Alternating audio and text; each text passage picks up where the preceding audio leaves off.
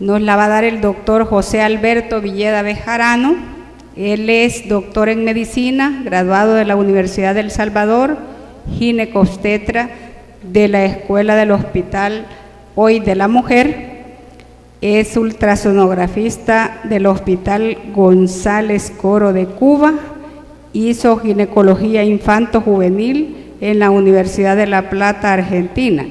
Y actualmente está como presidente de la Asociación de Infanto Juvenil de las OGOES, ASOGIA, Asociación de la Infancia y la Adolescencia. Con ustedes voy a dejar al doctor Villeda. Gracias, doctora. Bueno, creo que me tocó la parte más difícil, ya la clausura, ya todos estamos desesperados, el calor, nos queremos ir, es sábado, hay que aprovechar, hacer un par de cositas. Vamos a tratar de ser breves. En realidad es un tema importante la actualización de la patología cervical, porque, como decía Edward, lastimosamente las personas se siguen muriendo de lo mismo. Seguimos muriendo de cáncer de cervix. Las mujeres siguen con el mismo problema, pese los años, pese las vacunas, pese las campañas. No logramos llegar a disminuir la incidencia de esto. ¿De qué depende? Depende de muchos factores. Depende, dentro de esos factores, de nosotros mismos como proveedores de salud, de los sistemas en los que trabajamos, de los métodos que utilizamos para hacerlo. Por eso que vamos a hacer un recordatorio sobre la patología cervical y cómo es la recomendación actual según la medicina basada en la evidencia para poder intervenir en esta patología. Bueno, vamos a empezar recordando que en todo el mundo el cáncer de cervix es el tercero más común y es la cuarta causa principal de muerte, con alrededor de 529.800 nuevos casos al año y 275.100 de muertes para el 2008 según la encuesta de la incidencia de cáncer cervical. Lo triste de esto es que el 85% de estos casos se dan aquí, ¿sí? En países como el nuestro, países en vías de desarrollo. Somos los que tenemos la más alta incidencia de estos casos. Lo bueno es que ya sabemos qué produce el cáncer de cervix. El papilomavirus humano es una fuente significativa de la morbilidad en el mundo. Actualmente es tanto que en Estados Unidos esta infección representa la infección de transmisión sexual más frecuente y yo creo que no estamos lejos de eso. También nosotros. ¿Por qué? Porque estamos acostumbrados a ver infecciones, las clásicas infecciones de transmisión sexual como nosotros le llamamos. Que la gonorrea, que el herpes, pero nos olvidamos de infecciones que probablemente no van a dar ninguna lesión y como tal pasan desapercibidas. La persona dice, bueno, no tengo nada. De hecho, conocemos a muchas personas que si ustedes les dicen, ¿te has hecho la citología alguna vez? No, no tengo hijos. ¿Y desde cuándo tenés vida sexual? Ya rato. Y cuando dicen, ¿cuántas parejas has tenido? 2. Pero como siempre lo multiplicamos porque uno nunca dice la verdad, entonces uno tiene que ver que ese 2 puede ser 4, puede ser 6, uno lo va a indagar, difícilmente alguien nos va a decir el dato real. Sin embargo, hay que tener en cuenta que la mayoría de estas lesiones son autolimitadas, es decir, se presentan, dan la infección, pasa el periodo y luego desaparece. La edad promedio de presentación del cáncer es alrededor de los 48 años. En edades más tempranas, entre los 20 y los 24 años, apenas tenemos una incidencia de 0.1% por 100.000. Entonces, es bastante baja y aún así es más baja en edades inferiores a los 20 años. Esto es importante tenerlo en cuenta porque de repente nosotros podemos pensar que entre más temprano hagamos el tamizaje, más rápido vamos a encontrar lesiones. Y lastimosamente no es así. Lo que deberíamos hacer es que si alguien más tempranamente inició su vida sexual, entonces hay que decirle, hay que tener cuidado, porque de aquí en adelante te deparan no sé cuántos años, ni cuántas parejas más, y podás adquirir en algún momento el virus. El 5.7% de estas lesiones de cáncer se van a presentar después de los 85. Entonces, es una patología propia de la vida sexual reproductiva, ¿sí? Entonces, está en el periodo comprendido entre los 30 a los 50 años. Todas las fases de la vida en la mujer van a tener su riesgo de cáncer. Ya en mujeres mayores, someterlas a una evaluación citológica muchas veces es complicado, ya la señora ya no se puede ni acostar, ahí está uno, déngale la pierna a usted, madre, en lo que yo le estoy, entonces es muy difícil, ¿sí? Entonces hay que tratar de priorizar sobre el accionar. Entre los 30 y los 80 años se estima que en promedio hay entre 11 a 15 casos por cada 100.000 mujeres. A mí me gusta empezar esta conferencia leyendo esto. ¿Por qué? Porque al final creo que depende mucho de lo que nosotros hagamos. El cáncer de cérvix tiene una importancia médica, socioeconómica y humana. Evidentemente médica porque nos respecta y es prevenible y diagnosticable. Socioeconómica por los gastos que generan para una nación, ya lo decía Edward, los gastos que se genera una paciente con cáncer son altos. Y luego, humano, ver morir a una paciente con un CA de cérvix es feo, ¿sí? Es muy feo, es una cosa difícil. La paciente le dice, mire, yo siento que por ahí me huele mal, me sale, se me comunican ya las cavidades, entonces es muy feo. Es el más curable de todos, es el más fácil de diagnosticar, es el más prevenible de todos los cánceres, y sigue siendo el principal problema de salud pública en mujeres sexualmente activas en países subdesarrollados. Controversialmente sucede eso. Es más fácil de curar, si hay una lesión premaligna se trata, es más fácil de diagnosticar porque lo podemos hacer, es un examen sencillo, es el más prevenible, y a pesar de eso seguimos teniendo las causas de muerte en nuestros países. Bueno, la OMS ya dijo y reconoció que el causante del cáncer de cérvix es el papilomavirus humano. Esto ya está reconocido. ¿Pero qué es el papilomavirus? Vamos a recordar un poco. El papiloma causa el 99% de la patología cervical. Fíjense bien. También tenemos diferentes hábitos sexuales, no hay que negarnos, ni vamos a decir, uy, lo que viene a hablar. Tumor anal, 90%, 40% de tumor vaginal y vulva, también el pene, y el 12% de los tumores orofaringios. Entonces, como vemos, ataca donde hay mucosa. Realmente que si hubieran estudios de oído, de repente pudiese ser que saliera por ahí. Existen más de 120 tipos que pueden infectar el área genital, incluso la boca y la faringe.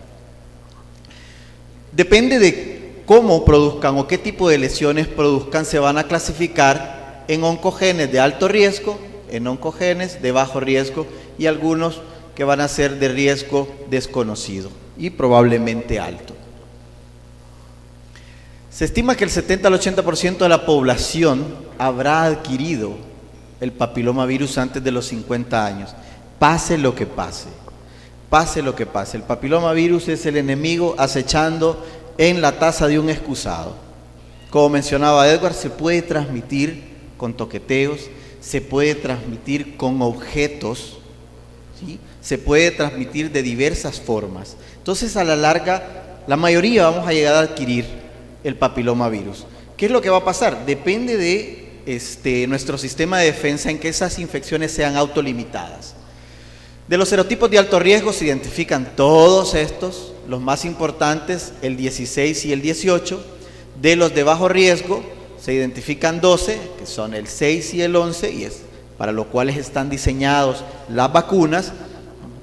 Y los de riesgo probable alto se identifican 6, que son estos acá, y los de riesgo desconocido son todos los demás que no encajaron en los demás, en las otras categorías.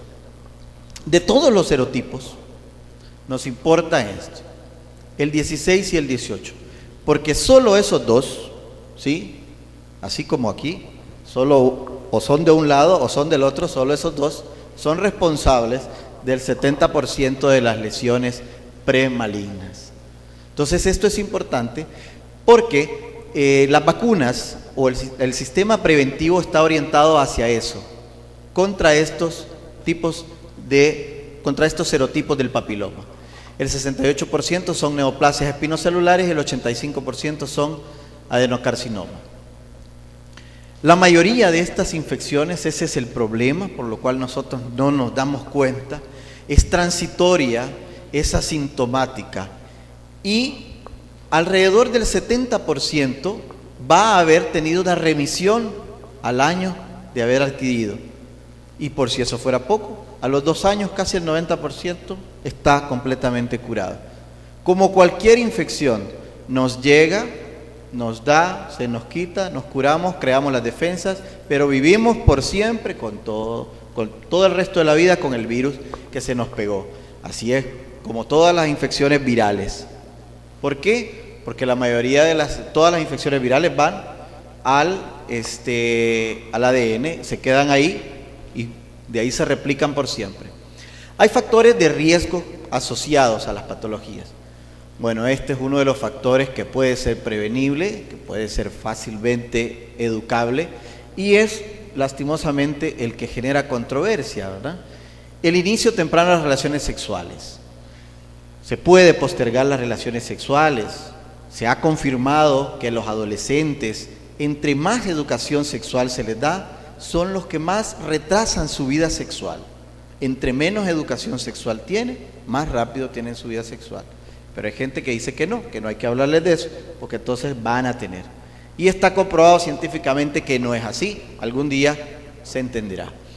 El 1.5 mayor en las mujeres que iniciaron entre los 18 y los 21 años y 3 veces más riesgo si estas relaciones se iniciaron antes de los 18 años.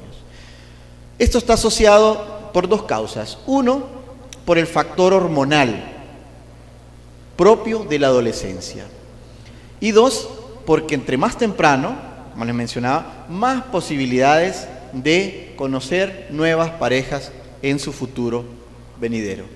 Los múltiples compañeros sexuales, vemos que se duplica cuando hay historia de 3 a 5 y se triplica cuando hay más de 6 parejas sexuales. No nos asombremos y alguien va a decir, no se asombren, esto vale, solo fue una vez, que fue hace 2 años, que ya no volvió a contar, que no vale, que estaba bolo no vale. Todas valen, todas las parejas que hayan pasado, aunque sea una vez sin protección, vale. Otro factor de riesgo, bueno, compañero sexual que tenga también múltiples compañeros sexuales. No, mi amor, si yo solo con vos. ¿Sí? Solo con vos estoy. O que sepamos que ha tenido una infección por papiloma. Historia previa de infecciones de transmisión sexual, antecedentes de neoplasias vulvares o vaginales. Y la inmunosupresión. Dentro de la inmunosupresión debemos contar pacientes trasplantados, ¿verdad? Que no debemos de hacer a un lado pacientes trasplantados. Hoy tenemos muchos jóvenes que han sobrevivido a leucemias, a patologías cancerosas en la infancia y llegan a la adolescencia, pacientes que han sido operados, que han sido trasplantados en su infancia, que usan inmunosupresores y esos pacientes piden embarazo, esos pacientes beben, esos pacientes se drogan, esos pacientes tienen una vida normal como la tienen todas las personas y hay que tenerlo en cuenta porque son factores de riesgo a padecer, además de lo que ya traían, una patología como esta. Existe la evidencia de que la presencia del agente cancerígeno en el ADN del espermatozoide pues es el causante de esto y como son millones que se expulsan en una relación sexual, cuando estos alcanzan el cérvix y sufren el proceso, el espermatozoide del semen cae, queda en el fondo del saco, permanece ahí, se meten a las criptas del cuello, en las criptas del cuello escarban y se meten y permanecen hasta 60 horas. En ese contacto es cuando hay la transmisión del factor carcinogénico. La movilidad y penetración hace que estos se puedan meter en las células epiteliales, sobre todo cuando hay fases de metaplasia. Esto es importante porque las adolescentes son propensas por este factor, ¿sí? Por esta etapa, por las fases de metaplasia, cuando hay mayor actividad metabólica. Según el tipo de papiloma, pues vamos a tener la histología diferente de los cánceres. Carcinoma de células escamosas lo produce el serotipo 16 en el 59% de los casos, el 18 en el 13% de los casos. Entonces, como veíamos, son los dos serotipos importantes.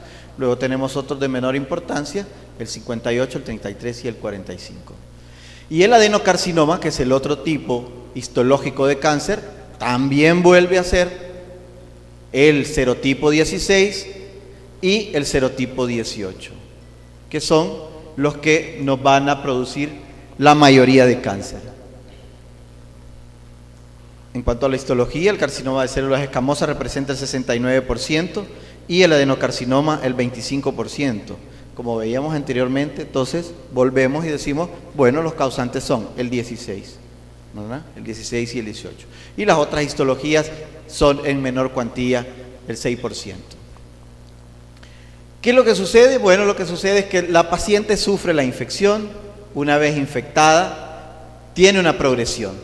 En esa progresión, pues va a desarrollar lesiones precancerosas o no las va a desarrollar. Si no las desarrolla, tiene una regresión, un aclaramiento y vuelve a la normalidad.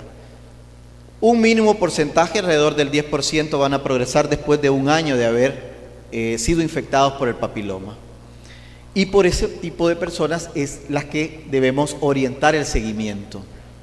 ¿Cómo vamos a hacer el tamizaje? ¿Cómo vamos a buscar entonces el cáncer? Hay que partir de un supuesto y de un entendido, que la eficacia de la citología nunca se ha demostrado en estudios randomizados. El tamizaje para cáncer de cérvix es un campo que evoluciona continuamente. Tenemos ahora pruebas que se hacen de citología, el extendido, tenemos citologías líquidas que no tiene mayor ventaja si la lee un buen patólogo, la citología líquida con el extendido convencional. Tenemos pruebas para tipificación del papiloma, tenemos vacunas y tenemos inmunoensayos para determinar los serotipos. Entonces, tenemos diferentes formas de tamizarlo. La más barata es la citología. El problema es lo que implica hacer la citología. Muchas veces debe de ser bien tomada. Si la citología bien tomada es una herramienta importantísima. Si la citología no es bien tomada, entonces no nos sirve de nada porque ahí nos va a dar falsos negativos cuando de repente vamos al año social y la señora, sí, es que me hicieron la citología y al año siguiente llega con cáncer. Entonces, ¿de dónde se tomó la muestra?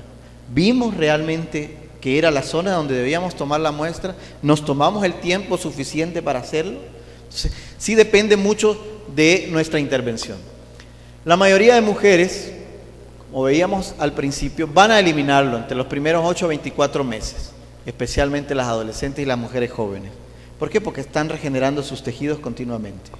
Y ellas son las que van a tener mayor respuesta a eliminar el virus fácilmente. Entonces nos preguntamos, ¿quiénes progresan? ¿Por qué progresan? Es decir, ¿quién va a ser la persona que va a progresar y quién no va a progresar? La progresión de estos cánceres requiere dos factores importantes. La persistencia de la lesión, es decir, no es lo mismo que de repente alguien tuvo un contacto con una pareja que tiene un papiloma 8, que la que tuvo casualmente con la que tiene 16. Y la que tiene 16 se le pegó y agarró.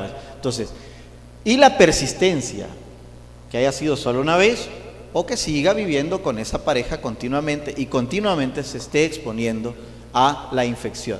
¿Por qué? Porque va a aclarar pero se va a reinfectar, va a aclarar y se va a reinfectar. Y eso es lo que va a degenerar la lesión. Entonces, esas son las dos determinantes más importantes para el aparecimiento de lesiones.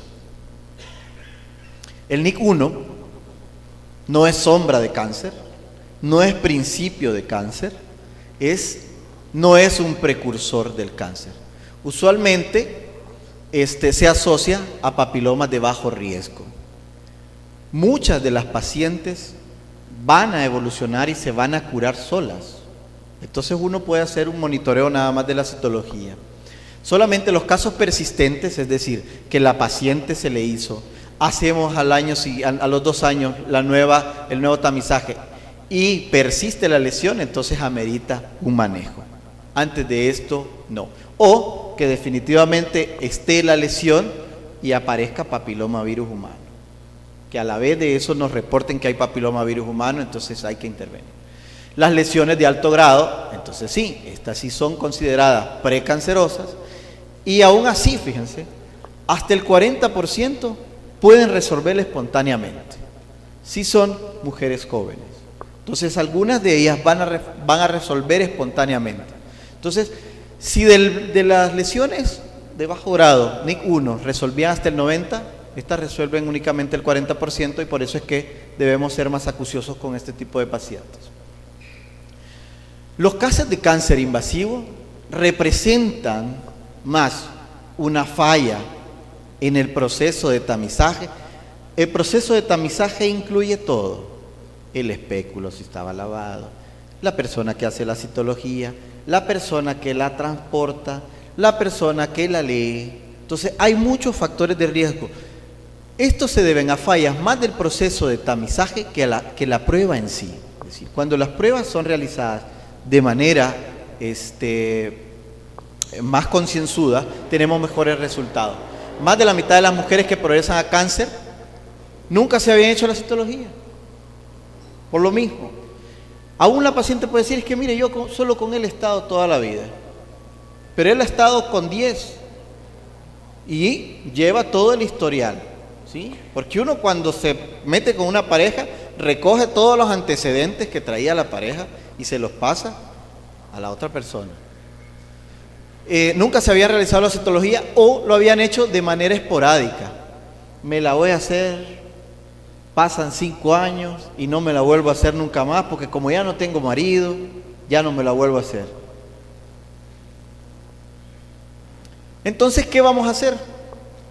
Bueno, una de las recomendaciones, según la Sociedad Americana de Cáncer, según la Sociedad Americana de Colposcopía y Patología Cervical, según el Colegio Americano también, es que no deberíamos de iniciar el tamizaje entre los 21 años, exceptuando pacientes inmunosuprimidas, o sean portadoras de VIH, lupus eritematoso, o hayan tenido trasplante de algún órgano. La incidencia en adolescentes es muy baja, como digamos 0.1% por 100.000 mujeres, y resuelven espontáneamente, es decir, encontramos la patología, la dejamos en control y vamos a observar que resuelven espontáneamente. ¿Qué es lo que sucede? Que si nosotros intervenimos en pacientes, las consecuencias obstétricas posteriores van a ser mayores. ¿Por qué? Porque si tenemos una persona que nunca ha tenido hijos, le hacen un cono, termina hasta en un cono, termina en una crioterapia, tenemos un cuello débil, podemos tener un niño prematuro, podemos tener abortos recurrentes, podemos tener una pobre historia obstétrica. Entonces, por eso es importante no castigar a las mujeres tan temprano. Otra de las recomendaciones, ¿cuándo vamos a dejar de hacerla? Entre los 65 a los 70 años. Bueno, es muy difícil, de verdad que sí, es muy incómodo. A veces la señora lleva ya, apenas ha llegado la señora a sentarse a la silla, ni se ha terminado de sentar cuando vaya, pase y se acuesta. Y la señora no puede ni doblar las piernas. Entonces ya es muy difícil hacer el tamizaje de este tipo de pacientes. Cuando, eso sí, se hayan realizado su tamizaje regularmente. No aplica aquí, porque es difícil que la gente haya sido, mire, yo he venido y aquí está mi historial y todos estos años he salido normal. Si eso está bien, entonces uno dice, bueno señora, usted ya no es necesario que se haga sus estudios. Eso si han realizado su tamizaje regularmente y no han tenido lesiones de alto grado o infecciones por papiloma. En mujeres que no se han tamizado o no lo han hecho regularmente, debemos de continuar haciendo el tamizaje. Por eso es que aquí nos toca seguir haciendo a pesar de las edades que tengan, porque no se han hecho sus estudios regularmente. Y estas son las que representan un grupo de riesgo. ¿Por qué? Porque la gente dice, bueno, no lo ha hecho regularmente, dice, como yo me la hice hace bastante tiempo, seguramente no voy a tener nada. Y son las que de repente aparecen con algún tipo de lesión. En mujeres que presentaron lesiones de alto grado y regresó espontáneamente o se manejó adecuadamente, el tamizaje debe realizarse aún 20 años después de haber presentado esa lesión. ¿Sí? Después de haber presentado esa lesión, debe de realizarse su tamizaje por 20 años más, aunque ese tiempo tenga que rebasar los 70 años que habíamos establecido. Si la señora tuvo una lesión a los 50 años, entonces definitivamente va a llegar hasta los 70. Si la tuvo a los 55 años, se va a pasar a los 75, pero hay que hacerla 20 años aún después de haber presentado la lesión de alto grado. ¿Con qué frecuencia se va a realizar el tamizaje? Bueno, la prueba de tamizaje debemos basarnos en 2 puntos. Que la fase preclínica para que dé el cáncer son 15 años. Y que la sensibilidad de la prueba es modesta. Tomando en cuenta eso, pues se recomienda que el tamizaje deba de hacerse cada 2 o 3 años y no anualmente como lo hemos estado haciendo. Hacerlo anualmente, si vemos en el estudio que se corrió por el servicio de tareas, no hay mayor diferencia. Los riesgos de presentar cáncer cervical cuando se había tamizado al año eran de 0.04. Cuando se tamizó a los 2 años era de 0.05. Y cuando se tamizó a los 3 años era de 0.05. Entonces relativamente tienen el mismo valor diagnóstico. Entonces es importante tenerlo en cuenta. Es difícil de cambiarlo. Es algo muy difícil de cambiar en la mentalidad porque le va a decir, mire, ya no me lo voy a hacer. Por más, aún llegan a veces a los consultorios privados y uno le dice, mire señora, se lo va a hacer en 2 años. Entonces, no, yo me la quiero hacer. Las personas pueden hacer su control ginecológico anual, eso no hay ningún problema. Y el control ginecológico anual incluye la inspección, la colocación de espéculo y la visualización. Pero no el tamizaje de citología, que idealmente debiésemos hacerlo cada 2 años. Si la citología se combina con pruebas de detección de papilomavirus humano, que las tenemos acá, pero son costos elevados, andan alrededor de $100 y algunas se mandan fuera del país y regresan hasta los 15 días. Entonces, el tamizaje se puede espaciar hasta 5 años si no nos aparece ninguna infección por papilomavirus o papilomavirus de alto riesgo. Entonces, podemos espaciar los controles hasta cada 5 años. En mujeres inmunocomprometidas o lesiones de alto grado o cáncer in situ, entonces sí debe de continuarse su tamizaje anual. ¿Por qué? Porque estas estuvieron a la par, cerquita. Este es otro de los casos que genera controversia y carga de trabajo. La señora no tiene matriz. Y yo le digo, ¿usted cree que a mí me va a dar cáncer del cuello? No, doctor. ¿Por qué? Porque usted no tiene matriz. Y entonces a usted, ¿por qué le va a dar cáncer del cuello de la matriz? Si usted ya no tiene su matriz. Puede, si no ha sido histerectomizada por una lesión. Ojo, eso sí hay que tenerlo en cuenta. Si no fue histerectomizada, si fue por fibromas, por adenomiosis, por lo que sea, por otra cosa, entonces lo ideal es que ya no deberían de continuarse. En un estudio con más de 10.000 muestras de cúpula obtenidas, de 6.250 personas, solo el 1% de las muestras fueron reportadas anormales. Entonces esto tiene un valor predictivo positivo del 0. Es decir, no tiene un valor predictivo positivo el hacer la citología de la cúpula vaginal, salvo, ¿verdad?, que haya sido histerectomizada por causas relacionadas a cáncer, ¿verdad? Si son causas no relacionadas a cáncer, entonces descontinuamos el tamizaje en pacientes histerectomizadas. Ya no tiene que venir. Igual, vuelvo e insisto, usted puede venir a hacer su evaluación ginecológica anual. Eso incluye examen de mamas, colocación de espéculo, tacto bimanual. Eso sí, siempre se va a hacer. Y la visualización, pero no la toma de la citología. Sí debemos continuar, como mencionábamos, en pacientes que han sido histerectomizadas con antecedentes de cáncer o lesiones de alto grado y en pacientes que sean 0 personas viviendo con el virus. Las pacientes que han sufrido histerectomía subtotal deben de continuar. ¿Por qué? Porque les dejaron ñuñuquito y les dejaron el peor ñuñuco, que fue el que les va a dar cáncer. Y eso sí hay que seguirlo. Estas son las políticas de tamizaje en diferentes países. ¿A qué edad inician y a qué edad terminan? Fíjese bien, la mayoría son países del primer mundo. A excepción de Australia, la mayoría, que empieza a los 18 años, los demás empiezan de los 20 años en adelante. Y finalizan hasta los 65 y Canadá termina hasta los 70. Pero inicia a los 25. La frecuencia con que lo hacen, cada 2 o 3 años. Y Finlandia, que es uno de los países que tiene mejores índices de educación sexual, empieza tan tarde como a los 30 años, termina tan pronto como a los 60 y lo hace únicamente cada 5 años.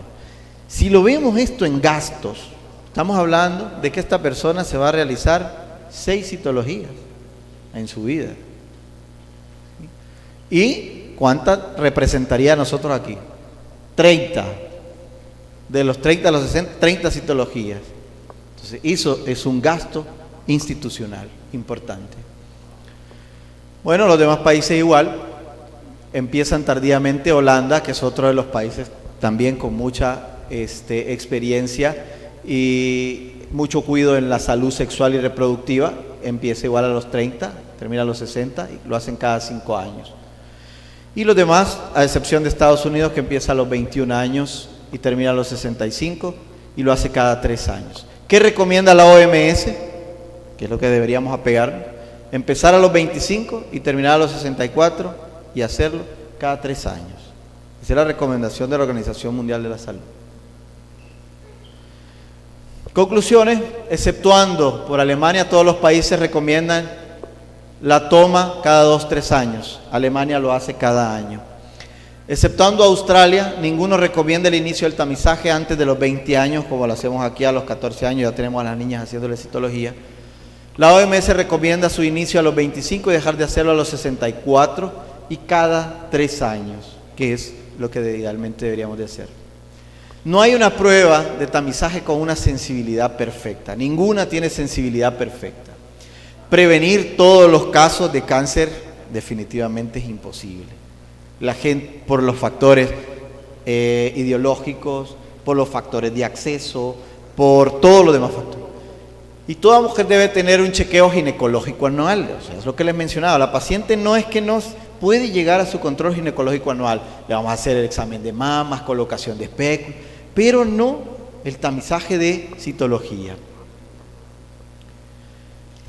Quiero terminar nuevamente con el encabezado que les decía al inicio. El cáncer de cérvix tiene importancia médica, socioeconómica, humana. Es el más curable, el más fácil de diagnosticar, el más prevenible de todos, pero a pesar de todo, tener todo lo bueno, sigue siendo el problema de salud pública más importante en países subdesarrollados como el nuestro, con el 85%. Bueno, esto nada más son unas tablas para de los lineamientos nacionales, ¿verdad?, de la incidencia, de cómo está en El Salvador, la infección, del progreso de la infección. Como lo vemos, se presenta de los 30 años en adelante. Las lesiones precancerosas sufren una incidencia más alta en este periodo. Este es el flujograma, que lo podemos encontrar en las normativas de los lineamientos del Ministerio de Salud. Cómo se van a manejar, qué vamos a hacer ante una citología, si es insatisfactoria para evaluación, repetirlo, satisfactoria para evaluación o negativa, lesión, repetir el PAP en 2 años, satisfactoria para lesión intraepitelial con cambios asociados a inflamación, dar tratamiento para la inflamación, repetir en 1 año, si el PAP es negativo, continuar el tamizaje según los lineamientos. Si es satisfactoria negativa a lesiones con presencia de microorganismos, damos el tratamiento específico y repetir la citología en 2 años. Una de las cosas importantes que hay que mencionar es que la paciente normalmente acude aquí cuando tiene flujo. Entonces yo vengo a hacerme la citología porque pues tengo flujo. Y cuando tiene flujo no nos sirve de nada, porque va a salir inflamada, porque van a salir lo que sea. Entonces hay que dar tratamiento y postergar la toma de la citología después de haber hecho efectivo el tratamiento. Y luego pues no nos vamos a detener a leer todo esto, por cuestiones de tiempo, el otro flujograma, de lo que debemos hacer, que lo podemos encontrar en las guías del Ministerio de Salud. Muchas gracias por su atención.